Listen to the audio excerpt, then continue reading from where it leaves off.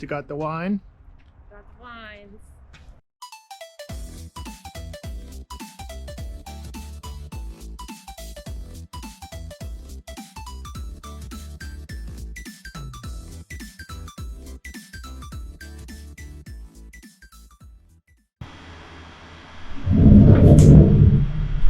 Nothing for you. Okay. Cheers. It's Saturday, January the 28th, 2023. And today was actually like a super nice day. It was like 50s, mid 50s, something like that. Yeah. Figured that we would, from the nice new grow room here, that you haven't seen videos or pictures about yet. Well, a video series coming out on that next after this one. But we figured that we would just kind of talk a little bit about 2022, how the growing season went, and then look at some plans of what we're trying to do for 2023. So we'll go ahead and kick it off and get started. We've got some nice Virginia wine that we're gonna enjoy with a backup if we go through this whole bottle. So the conversation may evolve as the bottles go. It'll get more interesting. Let's see. So for 2022, where were we growing? Hoop 1. Yep. Hoop 1. Plot 1. Plot 1. Tried plot 2. Plot 2 was a disaster. Yeah. Failed on that. Thanks to the deer. Not totally our fault. And then we had the grow tent. The grow tent, yes. So and then we had all the seedlings down in the basement. Yep. So as we had a whole setup there for the new seedlings, and then we moved them out to wherever they were going. That way we could keep like a closer eye on them daily to go out and make sure they have water. We could just go down in the basement. So not that walking to the garage or something like that isn't too super far, but a little more climate control. It's not as cold, especially we're starting early winter. But yeah, so I mean, like I'll pop up some pictures and stuff on the screen as we go through. But I mean, primarily we started in the grow tent. We put that together. Did that in what we're calling now the kitchen. It was like our sunroom, but put the grow tent in there. We put the 2 towers. We started started all of our seedlings and had the flood trays. So that worked out really, really well. We got a super early start. I can't remember, what was that, like February we started things? And then we were pulling tomatoes, late on the tomatoes, but the peppers, like we pulled those out beginning of April going into the hoop house, somewhere around there. I'll throw some pictures on, but. And then we were able to completely populate Hoop 1 and Plot 1 with almost full-grown plants ready to go. Yep. Within a couple days. We had 30. We started with 38 pepper plants in Hoop 1.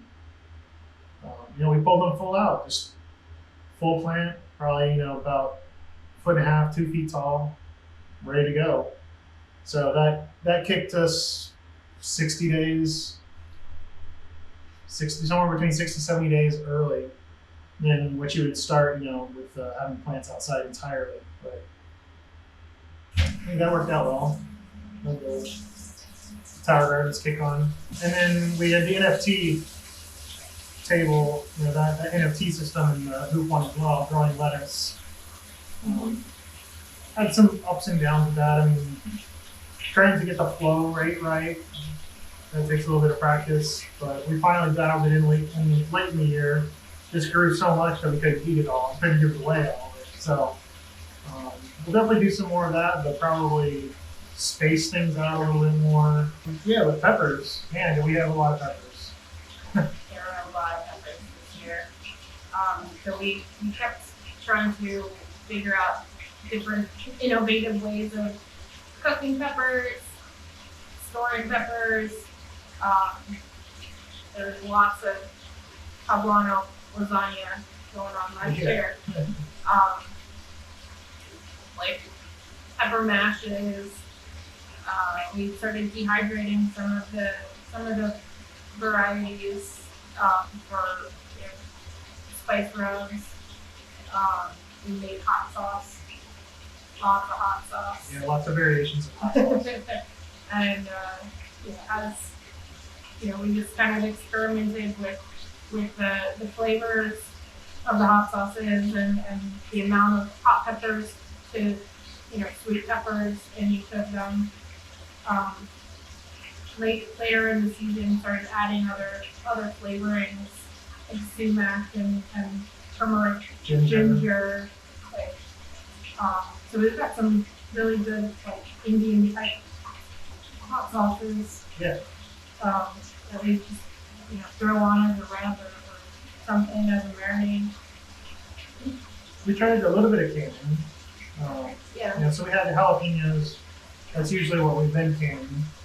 But then you end up having just so many pickled jalapenos that it's like, how many of these are you realistically do you need, and how many are you gonna eat? They're really good to go on sandwiches and stuff like that. But so we did a little bit of that, and then obviously we were giving some peppers away to our neighbors. We were getting like perfectly shaped bell peppers. They were massive. So we had several different varieties. I think in total we had 12 different varieties of peppers. 4 or 5 of them were different types of bell peppers. So we're gonna reduce that down to 2 this year. We'll talk about that in a minute. But the bell peppers, those did really, really well. I'd say two of those varieties. The other 3, they didn't do very well, and they were a little bit too prone to like pests and insects. So we had to start just cutting those back. They got too many aphids or anything building up on them. It was just hard to control those, and they would spread to the good plants that were not prone. So those did well. We tried a couple like not very spicy habaneros, like some peppers that normally you think of as really spicy. We tried some varieties that weren't very spicy, like a medium or something like that. So those ended up just getting inundated with aphids and bugs as well, so we had to cut those back, unfortunately. But things that did do really well were our banana peppers. Massive. I mean, probably 8-inch banana peppers. Like, these things are huge. And a lot of times we let them ripen to red, and they'd be so sweet and delicious. Like, there's banana peppers is pretty much all our hot sauces too. Yeah, good flavor. Yeah. What else did well? The jalapenos, just those every year, those are amazing. Yeah. Huge plants, massive amount of output. Habaneros. Yeah, we got a lot of habaneros on that one orange habanero plant. The one we gotta try and do more of this year is the paper lantern. Paper lantern. Lot spicier. Yeah, I think that's by far the spiciest one we had, and also the most flavorful. Mm-hmm. We just dehydrated those a lot and we put them on our steaks. They can be a little too much sometimes. Yeah. But yeah, those did really, really well. The guanos did really well. Fantastic. Those Italian horn peppers, those are really cool. Yeah. Those did really, really well. Mm-hmm. And then good flavor. We had tons and tons and tons of shishitos. Oh yeah, too many. Way more shishitos than we could ever too many handle out of just 2 plants. Yeah. At the end of the year, we did put in a heater. So we put in an electric heater. It prolonged. It was expensive to run, but it prolonged, and we got a large harvest of peppers. Yeah. So I think it was a good learning experience because we were able to still continue. That was the bulk of our creating hot sauces, was right there at the end of the year. Yeah. So that allowed us to get more hot peppers and sweet peppers so that we could make more hot sauce.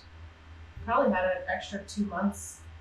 I would say so. On the growing season, just because of the heater. We pretty much went all of November and December. It was up until the last 2 weeks when you were off work. Yep. That we actually started closing things down. Mm-hmm. We sealed the hoop house up pretty good. So it definitely retained a lot of heat. We were 25 degrees above the ambient outside temperature. So, it was holding a lot of heat. That was good. Yeah. It was warm in there. It was nice. Oh yeah, it's toasty. I did not mind pruning. Oh yeah. It's 70 degrees in there, and you go outside and it's 50. It's nice to work in there. Yeah, we're gonna dial it all back. I think we're gonna up production on more of the paper lanterns. We're experimenting. We have some seedlings started for some really hot peppers, like some Carolina Reapers. So we're gonna experiment a little bit at that, especially adding into some sauce just to give it a little bit of extra kick in some areas. And also to dehydrate them to make like a nice spicy rub. But yeah, I think we'll do a lot of those, a lot of jalapenos, banana peppers, things that we contributed into the sauce that we thought did really well. Yeah, for this year, I think we've got obviously this grow room. So I mean, it'll be like our seed starting area. We're gonna have like all of our peppers with the flood trays like we did last year, but much more room, more open. Especially because we're gonna be ramping up with more peppers this year in Hoop 2. We were building Hoop 2 all last year. We just did not have enough time to really get it up and running. So our goal is to get Hoop 2 so that we can get that up and running, March timeframe. It's almost done. I'm almost done with the electric and everything in there, and then I just got to finish up plumbing. So we'll have Hoop 2, we'll have Hoop 1. Plot 1, we currently have onions, carrots. The carrots are getting topped by probably some deer right now. But then we also have garlic.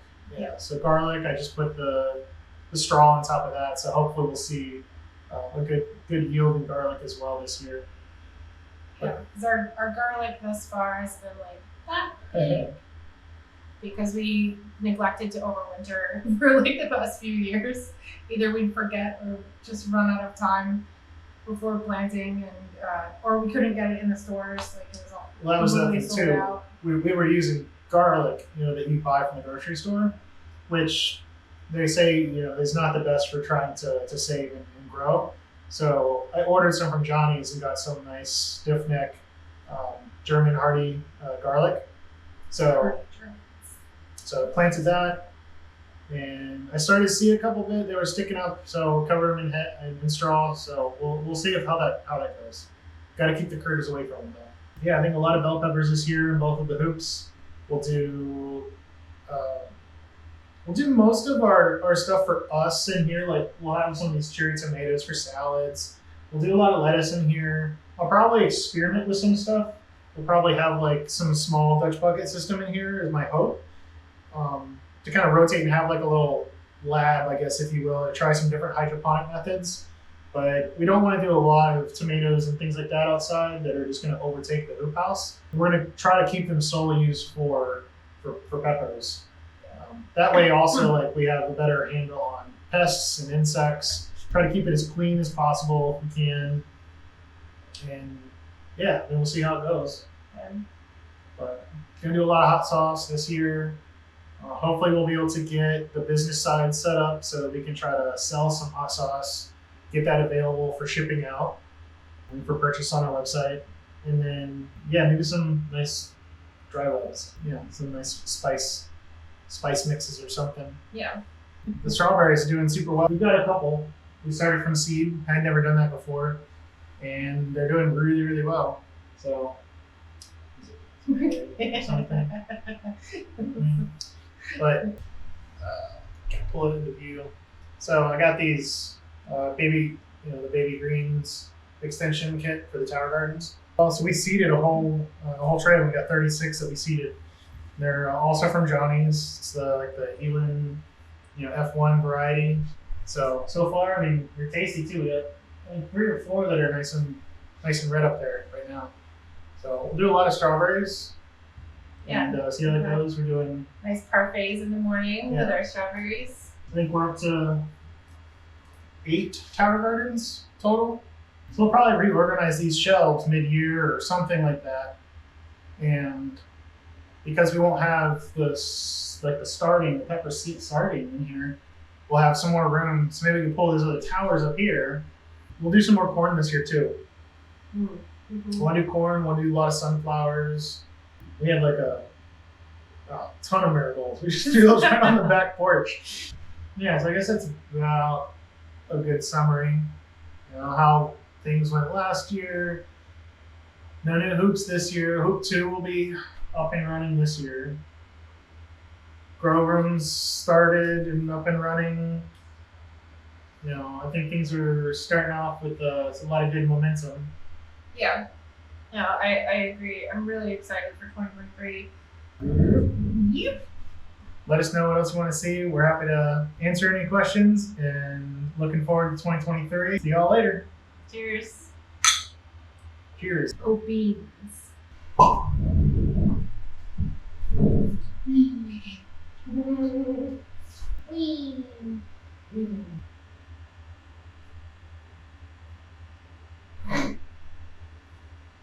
So we can't have nice things. No, bro. Stop recording.